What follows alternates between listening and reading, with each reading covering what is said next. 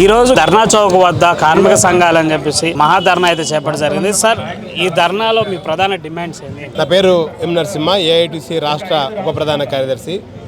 ఇవాళ దేశవ్యాప్తంగా ఉన్నటువంటి రైతులు, కార్మికులు, వ్యవసాయ కార్మికులందరూ కూడా దేశవ్యాప్తంగా ఆందోళన కార్యక్రమం, ధర్నా కార్యక్రమం నిర్వహిస్తూ ఉన్నారు. ఈ దేశంలో ఉన్నటువంటి బీజేపీ మోడీ ప్రభుత్వం గత 11 సంవత్సరాలుగా, దాదాపు 11 సంవత్సరాలుగా రైతులకు, కార్మికులకు, ఉద్యోగులకు, వ్యవసాయ కార్మికులకు వారి శ్రమను దోచుకునే పద్ధతుల్లో కార్మిక చట్టాలు తీసుకొస్తా ఉంది.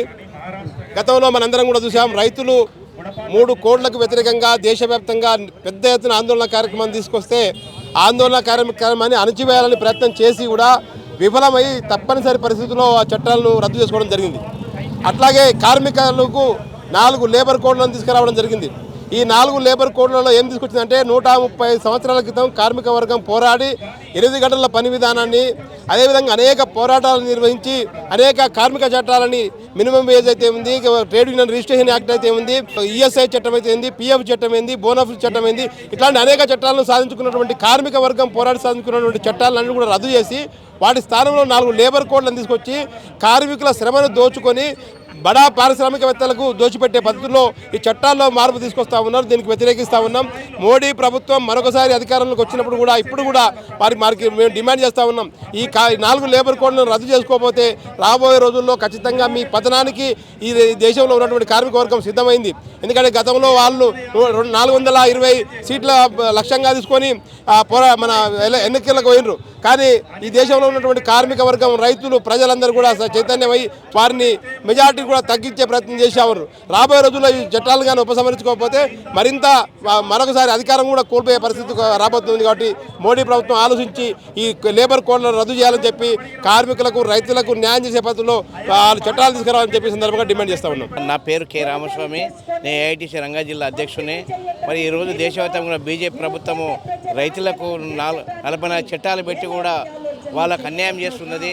అందుకని దేశవ్యాప్తంగా ఈరోజు మరి ఇంద్రపాల్ దగ్గర మరి పెద్ద ఎత్తున ఇక్కడ అన్ని రైతులందరూ, కార్మిక సంఘాలు అందరూ కూడా పెద్ద ఎత్తున ధర చేస్తుంది. దీని కనీసమైన నెలకు 26,000 రూపాయలు మరి ప్రభుత్వము, కేంద్ర ప్రభుత్వం కేటాయించాలి. ఆ సందర్భంగా మరి ప్రభుత్వం వెంటకయ్యి మరి కార్మికులకు అందరికీ న్యాయం చేయాలి. రైతులకు, వ్యవసాయ కార్మికులకు అందరూ కూడా, రైతులకు, కార్మికులకు అందరూ కూడా దేశవ్యాప్తంగా కూడా రైతులకు సాయం కావాలని చెప్పి మేము ఉద్యమంలో పాల్గొంటున్నాము. ఇందిరా పార్కులో మరి ధర్నా, ఎందుకంటే కనీసం నెలకు ఒక్కొక్కరికి 26,000 రూపాయలు ఇవ్వాలి. ఇయ్యని ఎడలు కూడా ప్రభుత్వం వెంటనే మరి బీజేపీ ప్రభుత్వం తగిన గుణపాఠం చెప్పాలని చెప్పి ఈ ప్రజా సంఘాల తరపున కార్మిక సందర్భంగా మేము డిమాండ్ చేస్తున్నాం. అప్పుడు అబద్ధాలు చెప్పి బీజేపీ ప్రభుత్వం సరి అయిన అబద్ధాలు చెప్పి 44 చట్టాలు పెట్టి ఆ చట్టాలు కూడా ఎంటకు తీసుకొని కూడా అప్పుడు కేంద్ర ప్రభుత్వం మొత్తం కూడా ఎంటపోయింది. కాబట్టి ఆ సందర్భంగా ఇప్పుడు బీజేపీ ప్రభుత్వం మరి ఎంట దిగిరా వచ్చి మరి ఇక రైతులకు కూడా, మరి కార్మికులకు కూడా మరి పెద్ద ఎత్తున మరి ఇక్కడ ఒక కనీసమైన వేతనం నెలకు 26,000 రూపాయలు చొప్పున ఇవ్వాలని చెప్పి మరి కార్మిక సంఘాలను డిమాండ్ చేస్తున్నాం. అందుకని మేము మరి బీజేపీ ప్రభుత్వం చేశాం కాబట్టి కేంద్రంలో కూడా, రాష్ట్రంలో కూడా మరి కాంగ్రెస్ ప్రభుత్వం మేము ముందుకు తీసుకొచ్చి మరి మేము చేస్తున్నాం. ఆ సందర్భం కూడా వీళ్ళు కూడా ఎలా చేస్తారు కాబట్టి వెంటనే మరి ఈ ప్రభుత్వం దిగిపోయిన వరకు మేము పోరాడతామని మేము డిమాండ్ చేస్తున్నాం. ఇక్కడ చూసుకున్నట్టయితే కేంద్ర ప్రభుత్వం రైతాంగానికి, కార్మిక సంఘాలకు వ్యతిరేకంగా ఉంది.